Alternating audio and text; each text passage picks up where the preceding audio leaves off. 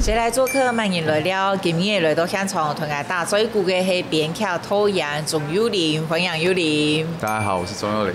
欢迎。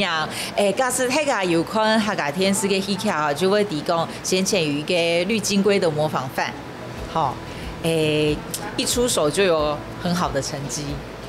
那因为幽灵还按后赏嘛，那我们就很想要从你的起源开始讲哈，就是怎么变成编剧跟导演的？刚刚的照惯例哈，就还会对幽灵带来的一道小物来认识。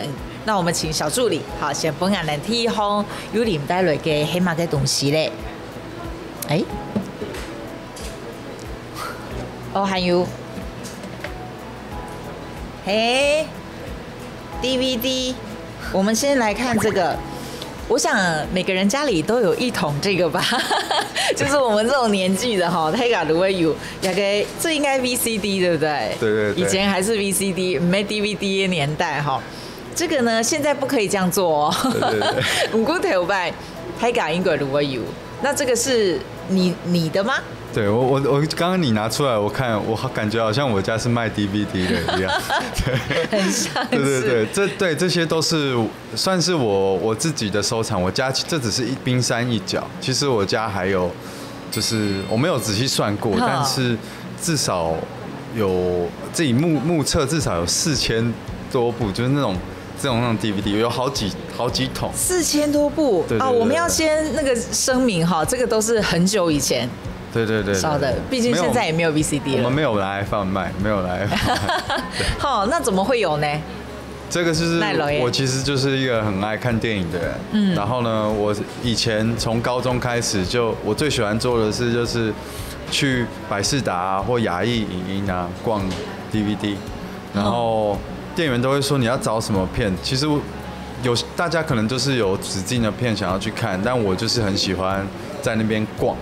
所以我每次就是会拿5、6片这样啊，我一个礼拜，它的差不多旧片就可以看1个礼拜啊，新片2、3天，所以我就会拿4、5片，然后前2部我就会先看新片，这样可以马上还。可是有时候旧片看不到嘛，来不及看，我可能就只能把它先烧录起来。对，这是这个原因。对，但是我几乎是一天1部、2部这样都有。那时候就每天都会看。那有些看完的，我爸爸也会帮我把它就是烧录起来。对，但是我们都要强调，就是我们都没有拿去卖，因为我有些时候会来不及看完，我有时候租太多了，所以烧着起来，然后自己慢慢看。对。古时候也还高中的时间，高中的时候，那你是从什么时候是更小就好看天涯？对啊，我其实在国小甚至幼稚园，我已经有点忘了，我就会拿我爸爸的 DV， 就是和我弟弟一起拍影片。那是家人也爱看吗？因为你很小的时候，不可能自己去租那个嘛，好 DVD， 对，所以家人也爱看。就家人大家唯一会，就是大家爸妈都会双薪家庭嘛，都会上班，唯一回来就是 HBO 打开，大家都会一起看这样子。对。刚刚你要他做按哪条路？现在做这种工作，一定是看了累积非常多种不同的，从小就开始累积。那你现在觉得，如果他不一定对你影响很深，可是你可能中医很喜欢的导演，你说得出来吗？就是突然要你讲一个你觉得很喜欢的。各个时期我都会，因为我真的就是看什么我都会有点不挑的那种，都会去看，然后。我也看得到他们好的地方，这样子。那如果光是看，身为观众，你有喜欢什么样导演的电影，或什么电影？我可以跟你说，现在我蛮喜欢那个尤格兰西莫的，他是最近的作品是《可怜的东西》，那他早期的电影。我就有在看他的，就是《全词之家》啊，这个非普通家族这样子的电影，就是我蛮喜欢那类的。那这也是我近期比较注意的，就是希腊最近有一股就是诡异新浪潮的导演，我最近蛮在 focus on 在他们身上。有回是有注意呢，有开始注意到他们。对，最近是这样。那除了这个我们很多人家里也都有的之外，头都还拿一个。也给一看就底黑老电影，台北发的早车，这个跟你有关吗？这个外公他的编剧是我的外公，对。你的外公是编剧？对，我外公是那个早期台语片时期，就是比较大量产出的时候，那个年代他就是写了蛮多部他的作品的，虽然他是编剧啊。姑丈，你有家学渊源呢，你们家其实有，就是我自己感觉我们家族也没有特别说像我爸也喜欢电影嘛，可是对，好像有了。对蛮有趣的所以这个是今天唯一的正版啊。对，他当年有在台北电影节播过，然后我印象很深刻，就是因为我从来没有看过我的外公，我只听我的爸妈。听我妈妈还有阿姨他们讲以前外公的故事。对，那他其实他以前是就是自己照顾自己的妹妹，因为他爸爸妈妈很早就过世，他就自己照顾她。然后后来他自己在国小他在当国小老师前，他在台北就是去当编剧的这样子。然后后来中间还有重听还是什么，就我听了很多他的故事，然后。我从来没见过他，直到我去台北电影节看，就是当年他就发了台北发的早班车这个作品，然后有重新上映，我就觉得一定要去看。没想到他就是在里面有当灵演，就是里演一个法官这样。然后那时候说原来外公会，因为以前都是看照片，然后在看影片的时候才发现说，原来外公会动的时候是这样子，所以有一种很奇妙的感觉这样子。哇，真的耶，是在电影里面看到外公。对，那个时候鸡皮疙瘩，然后手机要拿起来要录，就还被拍下来说这样犯法。那就买了 DVD 啊，买 DVD 啊，对。好，刚才呢，看天一方幽靈帶來嘅東西。我看拍美屯天阳有关有冇？哇，就那个，这看起来有点历史了对，那个 DV 黑嘅，你的？对。什么时期的？大学的时候，我爸去那个摄影展，贸易那个摄影展的时候买的。所以是送你。对，好像是生日礼物吧。然后我。大学的时候都我们大学有拍很多片，几乎都用它。对它很流的，这还可以用吗？现在不行了，它电池我找不到，应该还是好的，只是电池的型号现在你看后面它其实少一颗电池的，对，那个电池坏掉了，对，但我觉得应该还是可以拍，对。跟爸爸能我送，他知道你喜欢拍。对，因为我从小就偷拿他的 DV 拍嘛。从小是多小？从小就是跟我弟差不多国小、幼稚园的时候，然后因为他自己也是广告业嘛，他自己也很希望自己是，我记得他有跟我说，他自己也很希望当导演，可是他后来去做广告业务这样子。那我不知道跟我有没有影响，但我那时候我一直记得他讲这句话，然后我有时候就会跟我弟玩一些。就是想玩游戏，可是我们想把它拍成影片，这样，所以我们就会记录这个游戏影片。然后那时候也很喜欢看电视的那个鬼影追节目嘛，所以我也会拍鬼片，这样叫我弟就站在原地不要动，好，然后把录按掉，然后再叫他移开，然后我摄影机还是不动，然后再录，然后再放在影片里，我弟就会突然消失。所以小时候就拍这种东西。哇，真的。对。小时候你知道你想要当导演这件事吗？还是没有？只是爱玩。没有，只是爱玩。对。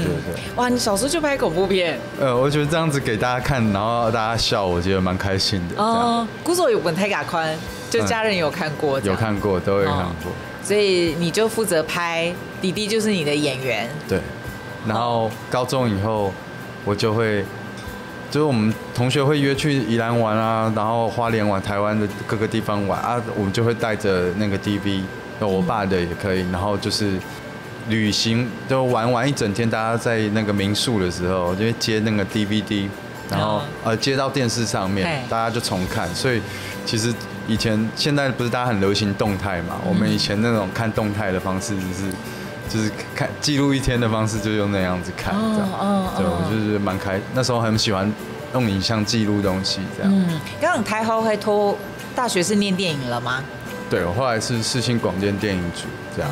就真的是往这个方面走。对，我原本我是高中才确定想要走这一条路的，就是有一次跟高中同学拍班上的作业，然后我就自己用那个Movie Maker 那时候的最阳春的剪接软体，我就剪，然后我就记得我没有什么感觉，那时候没有累的感觉，就剪完了以后天就亮了。然后他说：“我觉得拍影片，然后自己把它做成一个完整影片，其实是蛮爽的这样子。”所以那时候我高中原本不知道要考哪间大学，后来就发现好，那我要去台艺大这样子。结果我数学不好，对，所以后来我还是也考到了我喜欢的，就是世新这样子，也是电影系这样。那你想啊，是高中的时间，如果高中有接触到剪片，大概就会屌了。对，因为他真的是剪完会非常有成就感。对，而且加上我又是班上唯一有摄影机，因为那时候像手机录不出来那么好的画质，所以有相机的大家有活动要拍片都找我，所以我就那一阵子就拍了很多，剪了很多，然后就决定就是我想要以后走拍片这条路这样子。对。好，刚才那个宽体厂方幽灵带来的东西，看他黑马的，该不会还是跟电影有关吧？对。大概是游戏机吗？对，因为我的亲戚也有。打开来小心哦。好，你看，唯一这个说要很小心。哈，为什么？这么会带下给？这个从那。还有打电动啊？对，这是我太太送我的生日礼物，然后我其实以前没有在打，后来自从她送我了以后，我一直要把她讲的好像是她送我的东西。小时候应该爱打。小时候都爱打电动，对，小时候很喜欢。后来念书了以后，就不知道为什么就没有再玩了，好像爸妈禁止吧。然后我就可能对这个欲望就被压抑住。后来直到最近，就是自己住的时候，可能就可以比较自由。所以我觉得它是一个非常好的抒压的小物这样。就我们请你带小物，你竟然会要带这个，是多重要？比耸出优，你很爱打电动，那你每天都要那个吗？没有啦，跟他培养感情。没有每天，就是一个时期，就是如果有空档的话，也会比较空的时候就可以打啊。忙的时候会很忙的时候根本没时间这样子。那他对你的电影事业，你觉得有帮助吗？我会说有啦，刚听起来好像借口。我觉得他现在很多游戏啊，就我不只有 Switch， 我也有 PS 嘛。那他现在游戏做的都可以是跟艺术品的等级一样的这样，所以有时候玩的时候，其实他们里面的剧情还有它的画面，其实是跟创作也很有关系。然后所以我会去好好的。都可以帮我，就像看书一样，都会有灵感的。对，我觉得要摆脱，就是把游戏当成是一个不好的娱乐。我觉得比较像是它是一个，看你用什么角度看它了。对。他在做功课啦。做功课。做功课。好，所以他隔壁，我来等下go继续来讲。好，等一下继续聊。就是我觉得自己的。努力有被看见，所以被看见的，我觉得对我来讲，非常的很感激啦，也感激，主要是有很多工作人员在这幕后的帮忙。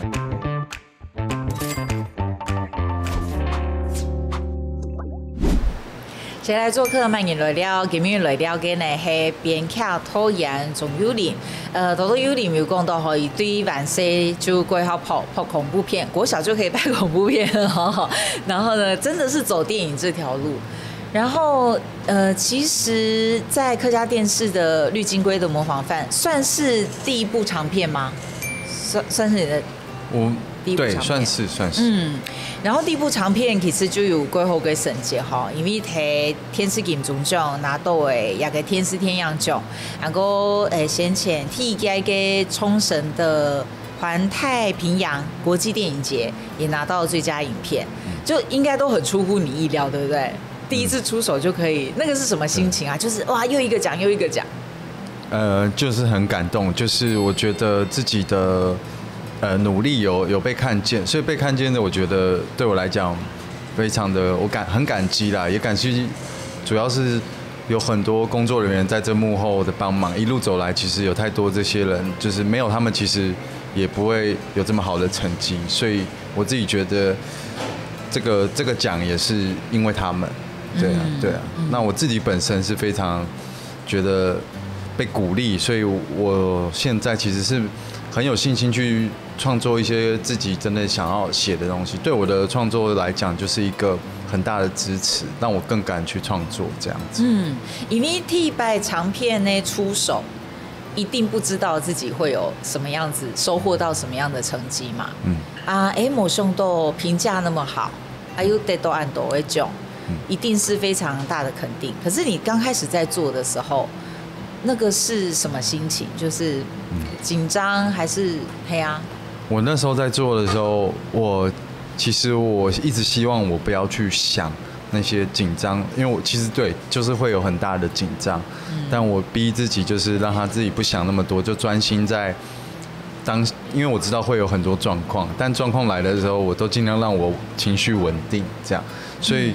其實我反而是讓我不去想，我那時候只知道說就有什麼東西來，那我就接着把它面對這樣子，所以我那時候的態度是這樣子。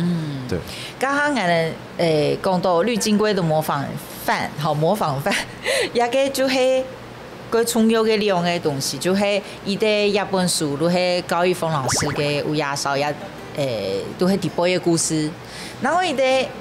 金龜就是綠金龜，對，這個標本，這個我有一個好朋友送我的，然後他那時候看我拍完這個長片，然後在網絡上買的，他說這個裡面的金龜是真的，這樣子。哦，就他真的買了一個標本，因為雖然我們鄉下長大的會覺得金龜是很普通的昆蟲，但我有聽說你們那時候要找金龜子其實很難，對不對？對，我們之所以我覺得這個很有意義，是因為這個金龜也是我們最重要的一個演員，因為我們在冬天拍，冬天不是綠金龜會出現的季節，所以我們等到了3、4月才拍，但是那些都是場景，那些還有燈光，全部都要照着那時候冬天的環境去做，所以非常困難。那這還好，最困難的是要怎麼指導這個綠金龜的動作。那時候我們買了好幾隻，15隻吧，然後每一隻。就是我那時候甚至有養了一陣子，每天餵它果凍這樣子，然後那個動線要讓他們怎麼走，要用氣味去引導它，就是所以其實後來最辛苦的反而是怎麼樣導這個綠金龜這樣，非常的，因為它其實出現的時候其實也不多，但是就非常困難。對，裡面有一個畫面是它走進衣服裡。哇，那個我們拍很久，因為他要走進領口，然後再從袖這裡走出來，那一幕就是拍非常非常久，就光在影片裡只有一小段而已。哇，那另外就是很重要的金龜就是謝張穎來負責這樣。對。那個時候你跟演員的溝通啊，有沒有什麼你印象很深刻的事情？因為張穎她要做的是一隻綠金龜，但是是人形嘛，那時候跟他討論怎麼揣摩啊，這些有沒有比較有趣的？你的他一開始就跟我說：“導演，我不知道怎麼辦。我看完劇本了以後，我有看沒有懂的感覺。”我說：“為什麼？”他說：“就是他都是看大家怎麼揣摩那個角色那個人，可是今天這個角色是一個綠金龜，然後我要怎麼揣摩他？就是我從來沒有人當過。”演過一隻蟲啊，這樣。那其實我們剛開始有嘗試着用各種方法，比如說叫他去听一首歌啊，然后那首歌是电台司令的《Creep》这首歌，因为它的歌词很像就是一个怪怪的人在注视着一个女生的那种感觉。后来他好像也没什么用，他说：“那你想想看，你有养狗吗？”他说有，然后我说：“你想想看，他怎么看你的？”然后他说：“哦，好。”结果到现场以后，他发现还是行不通，因为狗是狗，金龟的动作又不一样了，所以他觉得又很难表现出来。后来我们讨论了很久，才理出一个解法，就是其实他应该不要想着怎么去学一只虫。他应该要想的是怎么学一个人，就是这个动作应该是要讲要怎么去学一个人，不是学一只虫。然后当他想他的动作是学一个人的时候，他就会变得是有点学不像。对，因为因为他要去模仿那个人的动作嘛，他会有一些怪异的感觉，所以当我们理清的是他要去模仿人的时候，我们才找到说原来因为。其实我们从来没有任何人知道虫长什么样子，虫在想什么，对，所以其实后来发现他只要去模仿人就好了。虫这个蛮有哲学性思考的哈，就是俺的一般会想讲，俺要做一只虫俺要去学虫不过其实黑亚个绿金龟熊的后面。对，它已经变人形了。对，不如你先想成你就已经是虫了。对，阿姨后给你。重点比较像是做什么，而不是你觉得你是什么。然后，因为其实他要去模仿也不像，然后他觉得他要学自己是谁也不像。但是重点是那个做的过程。对，所以我觉得他去模仿那个动作才是重点。刚他二贵编，因为高一峰老师的故事没有那么好改编。那时候改编有没有遇到什么困难？我第一次在看他其中一篇就叫《绿金龟的模仿犯》，然后故事是在公寓里面住在里面的一个小偷的故事。我其实一开始有点看不太懂，因为他情节只有一场戏，类似只有一场戏而已的感觉，然后其他都是我们可以想象的。所以一峰老师他的画是非常有画面感，他的小说是非常有画面感，充满想象空间的，所以我觉得这个不懂反而变成我的一个优势，就是我可以想象更多的情节，可以怎么样达到那种他原本小说里面想传达的一些理念或是氛围。对，这是我在看一峰老师的小说的时候的感觉吧。刚破给亚出的天阳啊，你刚讲你自己最意想不到的收获是嘛？在这样子有限的预算，因为我当初在接这个作品的案子的时候，我是很期待它跟以往不一样的，就是不想要它只是一般的电视电影，我希望它可以有更大的规模这样子。那我最大的收获是，即使这个预算其实不是电影的规模，可是我还是可以把它做出来。然后我觉得，这让我知道说，其实有一定的限制，对我来讲反而是很大的一个创作的动力。因为我就是，比如说我在场景里面，我把这个故事融入在一个公寓里面，那它对我的故事其实是很有，就让它更统合，更有整一感。对，就是一个完整的感觉。所以限制反而让我带我一些突破这样子。对。我糖豆一的位创作者会讲，那个自由其实来自限制。所以其实你亚白经验也是蛮认同这样。就是如果我真的给你无限制的预算，你可能不知道怎么做，但我因为有限制。所以我在这限制里如何做到轻厚的东西？对，然后我也觉得，在创作的过程中，它不是我一个人一个人的为主，我觉得中间有太多不同的人事物会来跟你交涉，那你怎么样去顺着那一波，有一种海浪的感觉，就你像在冲浪一样，那一个浪打过来，一个浪打过来，然后你怎么去跟着它那个流动？我觉得就是我在面对好多的，比如说预算啊，或是演员啊，或是各种不同的状况会出现的时候，我要用什么心境？我觉得这也是我很大的一个收获。按拄好有里面讲到海浪，一个会顺嗰種對伊咪蠻有意義吼。我哋聊一下，等下佢繼續來講，試一下隔壁。那一阵子其实的经验，其实发现说在台湾拍片跟在那边拍片，技术上不会差到太多，因为在学生时期，其实大家的设备啊不会差到哪里去。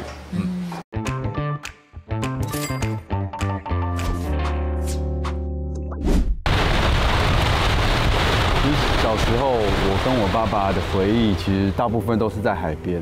因为我爸爸他虽然是在台北上班，可是他基本上每个假日都会来到那个海边，带我和弟弟去海边，整个家人都会去海边。其实小时候老实说是非常排斥，因为想要在家舒舒服服的吹冷气、看卡通就好了。可是到海边的时候，其实还是会忘记这一些，就是我爸会教我钓鱼啊、潜水啊，看很多水底的生物这样，所以我自己。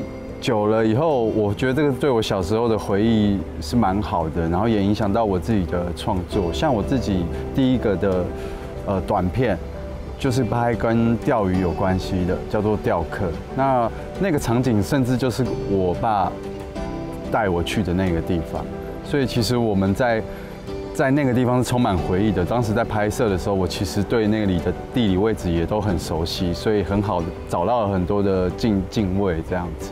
对，那很有趣的是，就是虽然我小时候刚刚有讲，就是非常的排斥，就是出去海边跟我爸这样子，每天要开了1小时的车程这样。可是后来长大了以后，其实我反而会假日的时候反而觉得这是一个很好的活动，所以现在我也会带着我太太啊，然后还有带着我家的小朋友在海边走走。因为海边对我来讲是一个蛮有启发灵感的地方。我觉得在都市住久了，其实有时候真的很需要很需要换一个环境。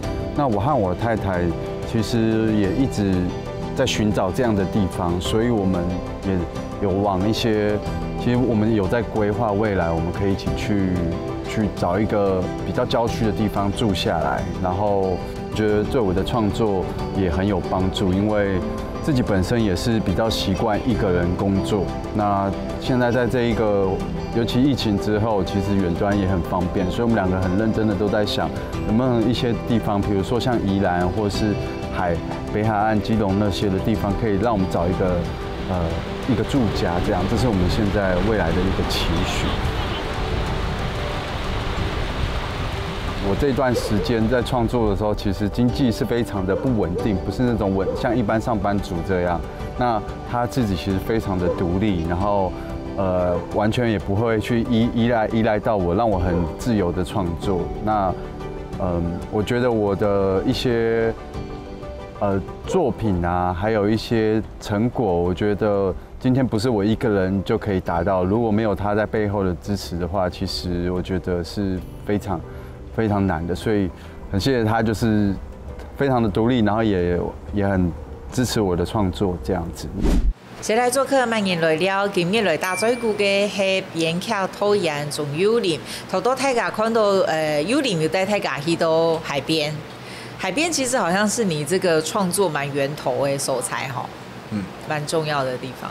其實，在小時候的時候，我爸每週我們住台北，但他每週都會帶我去海邊玩。可是我小時候其實很排斥這件事，我都想要在家看卡通這樣子。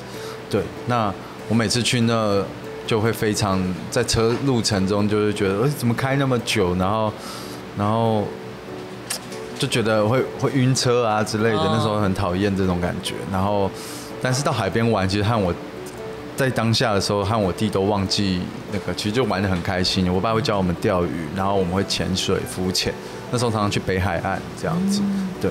不過爸爸跟他規劃帶人去回順，黑伊咪以為釣魚他要釣魚是不是？對。哦。對。阿鲁帮论呢拉着你们一起去。拉着我们一起去，他自己是要钓鱼的，对，所以那个钓客他看完我那一部短片的时候，他说：“你是在拍我吗？”对，后来发现还真的有几分神似的地方，这样。因为我妈妈看完，她也是觉得很像我爸这样。就是你自己可能不见得有这么明确的意识到。对，我都没有特别想要做说啊，这就是要拍我爸，我都这些东西就比较像，我觉得这个故事还蛮好看的，还蛮好笑的。我就拍了这样，就写了这样。偷拍电影系，其实没一开始就做电影，知道吗？你是不是先做广告？跟爸爸也又一样哦。广告制作公司也是在制作公司，但是都是拍电视广告这样子。对，做制片助理这样子。对，一开始黑影迷要谋生，先去广告公司，也是想要先学习说看看业界都怎么样工作的。那时候就在那边待了1年这样。对。刚后来黑用哪些想法想要去英国继续偷天涯？其实，在制作公司那期间，其实蛮累的，然后发现自己对于创作已经有点消耗到那种热情，所以那时候想要重新找回，那就想要再多出去看看。那阵子其实的经验，其实发现说在台湾拍片跟在那边拍片，技术上不会差到太多，因为在学生时期，其实大家的设备啊不会差到哪里去。那我觉得比较像是在那边遇到的人事物，觉得是那个经验，就是你会看到各个国家来的人，然后或是他们有不同的文化冲击这样子。你刚刚有读到吗？个蛮大的冲击吗？那时候我记得我们学校，我最大的，我觉得最喜欢的好了，就是我那间学校附近就他们都有很多电影院，他们的电影院像是定期在那边摆着，然后我们有学生证都可以去那边看。他们好像就是一直有一个影展会一直重复，是 BFI 的影展。那每一期都会有不同的专题导演，那你学生只要有空的话，就可以去那边免费看。那边的有非常多独立电影可以看。那其实对我最大的冲击是他们对电影的包容性是非常大的，大家也把它看的是非常一般的事情，就是大家下课后或是下班后，其实就是一个娱乐这样子，一个消遣这样，等于是我觉得他们对观影看剧这件事是非常频繁的，会带小孩子，所以对我来讲非常印象深刻，而且他们的种类也会因为这样子非常多，他们接触的会非常多，所以他们不会有一个特别的说今天台湾有哪些主流的电影，然后大家都很喜欢看，不会有特别这样感觉，反而是大家都有自己各自喜欢的口味这样。那你去跟他们聊了以后，你会发现说，哇，那这些电影其实有很多种类，那也让你对自己在创作上面，我会觉得我可以不用那么担心，可以无拘无束的写，因为其实你只要愿意听你自己的喜欢的声音，那自然而然就有人也会听到你想要传达的东西。你刚刚偷拍过后，对你有什么改变吗？对电影的想法或者是做法？像是我在写剧本的时候，其实我就会我其实很喜欢，就是侯孝贤之前在台上有说过一句话，就是感动别人前要先感动自己这件事。因为如果我今天要写一个作品，那我会非常的不确定说现在的趋势是什么，然后哪一些人会来看，我会被那些东西给焦虑。那在我以前对电影的想法是这样，可是现在的创作我比较是，你要先自己也有喜欢的感觉。就像我以前喜欢去逛雅艺啊，喜欢去逛 DVD 店，我在挑电影的时候，我想要找到那种，就我想要写出那种，就是我会在 DVD 店里面觉得今天我下班很累，然后我想要拿出来好好看，让我有一个放松的感觉的影片，然后但是又同时又有一些思考，又有一些对人生态度的一些想法的这种故事。对，所以觉得这样子走一轮下来以后，不止在国外，就是连在广告啊，或是从高中这样子拍，我觉得对，就是那句话，我觉得让我非常印象深刻，就是感动别人前要感动自己这样。所以我一直也针对这样子，保持这样的想法来创作。对。你刚我偷天样啊，睇台湾偷，跟睇国外偷差别有很大嘛？国外跟台湾，在台湾跟在国外念电影，就如果有其他的对电影很有兴趣的人，来问你说啊，我要他想要偷研究所，电影相关，你会建议他就是要出国吗？还是其实台湾就是那个差别是什么？哦，我觉得老实说要看。你有没有？我觉得这不一定要去出国学电影，我反而觉得那是一种有点像旅行的态度，就是有没有想要去？因为现在其实很方便拿到各种资讯，还有遇到各种各样的人，它不一定是唯一的。我觉得比较像是有没有想要往外探索的那种欲望。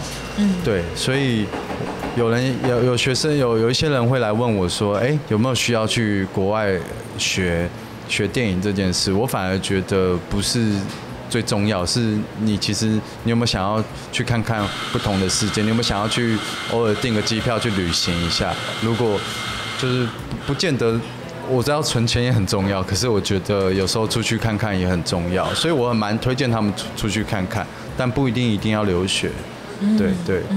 有关天样韩国幽灵有关的事情，安尼了解他听过继续来大嘴骨，韩国等下会生带来给你觉得蛮重要的料理。太好了，自己下咖啡。太好了，饿了，肚脐耶。有一次我大学的时候就去环岛，环完了以后，他就说：“我觉得你这个真的蛮厉害的。”他要好好的肯定我这件事，其他的应该还好。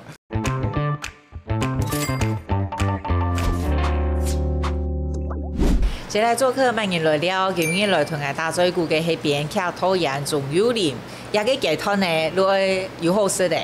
我哋來看幽靈今日帶來感覺對於咱們有意義嘅料理，係嘛嘅，像我哋呢小助理。哇，我們很難得有白飯呢，幽靈，這是你要求要有的，係咪？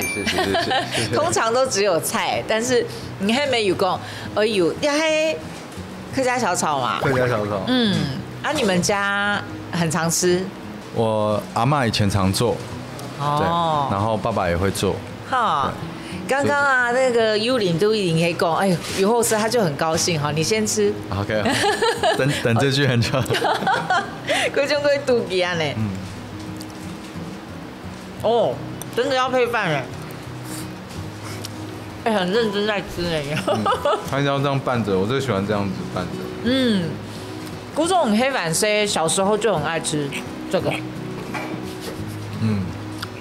我們等個10秒，讓幼玲嚼一下。人家真的很認真在吃。你剛問題是什麼？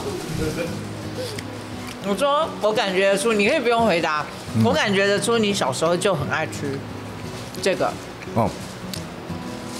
我很喜歡把菜拌在飯裡面吃，像吃便當，我也很喜歡把所有的菜弄到飯上面，這樣我很喜歡混在一起吃的感覺，所以我也很喜歡炒飯。然後我覺得客家小炒配白飯非常的搭，這樣。對。所以有一些人會不喜歡把一堆菜用喺飯檔你不會，你就很喜歡這樣。我就是混着的那一派。對，你是混着的那一派。對。那你小時候就黑爸爸媽媽帶胎嘛，好禿胎耶。那你跟阿婆是多久見一次？跟奶奶？沒有，其實我阿嬷也常常帶我們，就是我爸媽是雙薪家庭。所以我們在下課的時候都會去阿嬷家。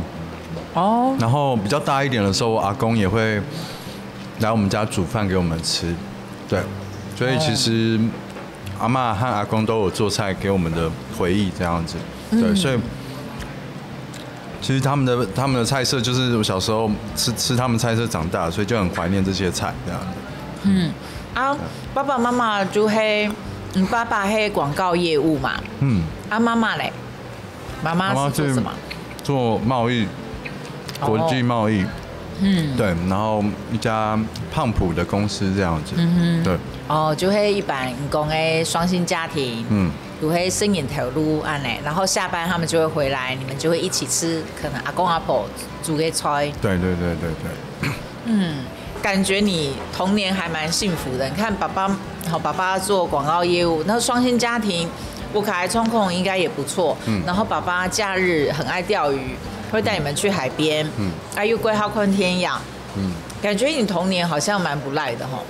老实说也还好，就是我其实也是蛮不乖的小孩，所以常让爸妈头痛。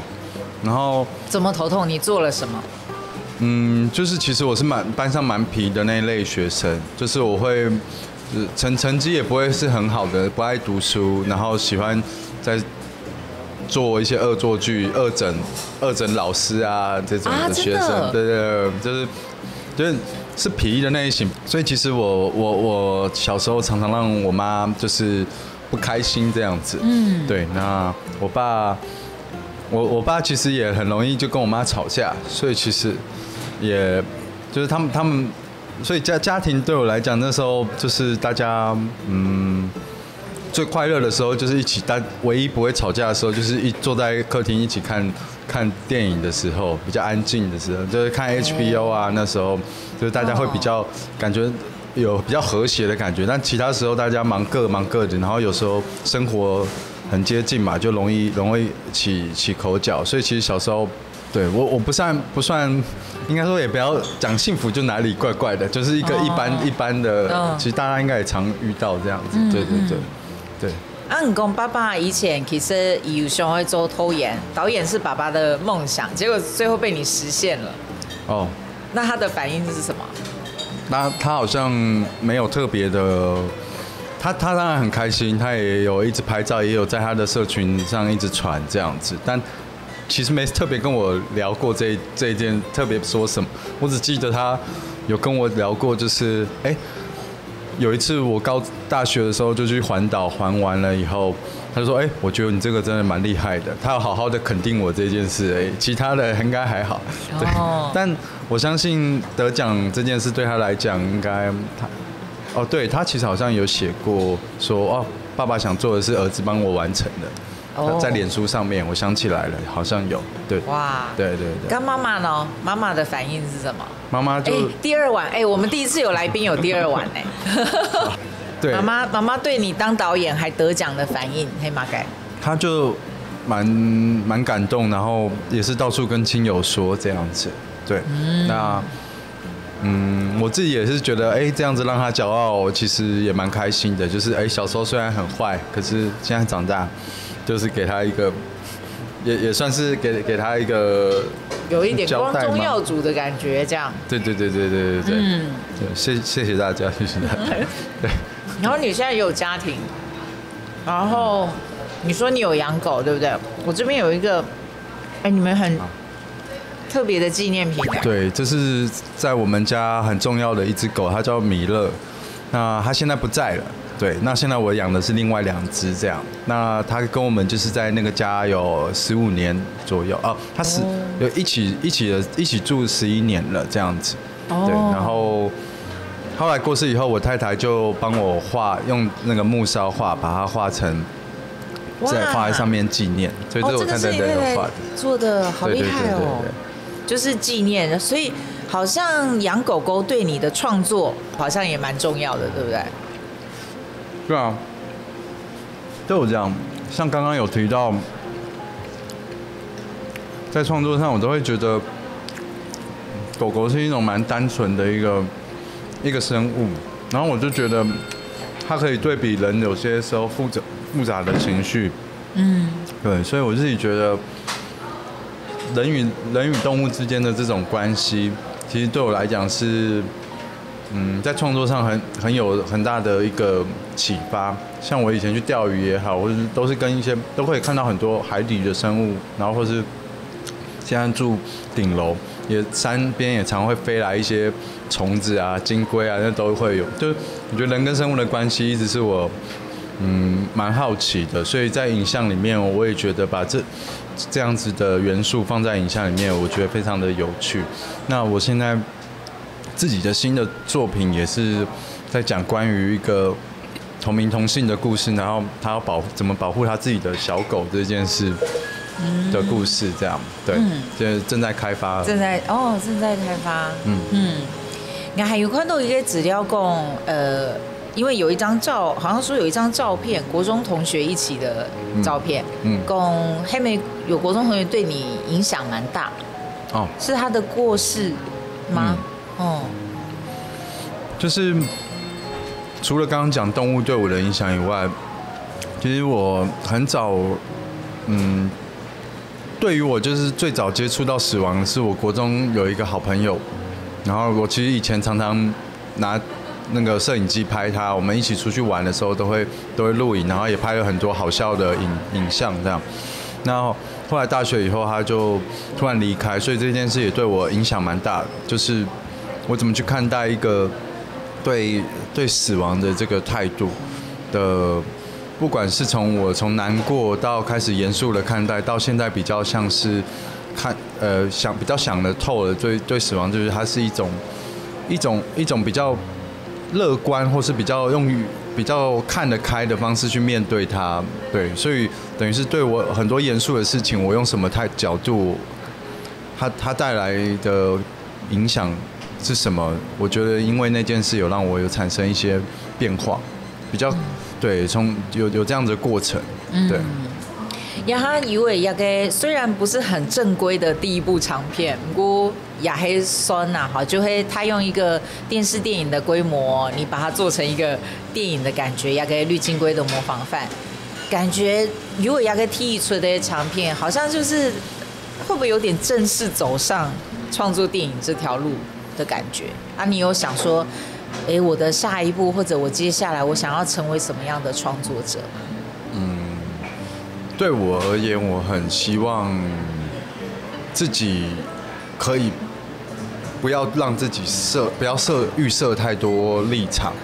我一直希望自己可以有一个初心，就是像当时去逛 DVD 店，或是在家里看电影的时候，只要看到好看的电影，我也会想要做出来这样子好看的电影。对，尽量不想要去分类电影这件事，因为我觉得电影实在太多种，所以最重要的还是你有没有被感动到这样子。所以我一直希望自己也可以这样，就是你只要觉得你写的东西好看，你真的觉得好看，你自己有被感动到，那其实一定有人也会被感动到这样子。对。就是对你提过好多次，就是你去那个租 DVD 的那个感觉，就是我们可以喜欢很多种不同的电影，所以我不用一定要拍哪一种，就是我自己先喜欢那个比较重要，而不是先觉得我可能要拍什么给观众看。对，因为猜不太到。所以我唯一的期许是这样子，那其他的我就没有预设太多。对，也不会想过我要变成怎么样，对不对？也不会去觉得我要达到什么成就，也不会去预设这个。对，我蛮希望可以接触到更多人的，感动到更多的观众。唯一的期许是这样子吧。对啊。刚刚你看黑算一堆蛮单纯的人，所以其实也希望保持这个单纯，对不对？对。然后继续去做这件事，做这件你规划做的事情。好，抖掐幼龄，我一直感觉到他一直要再拿起那个碗跟筷子，好啦，都不能给休息了。有没有搞掐幼龄？谢谢。你真的很妙哎！没有啊，你一直好像讲完了，我讲完了，我可以吃了吗？没有了。你真的很爱呢，那吃都想过吗？还有小朋友哦。不好意思，有没有这样？平常就是这样，难剪。很像小朋友。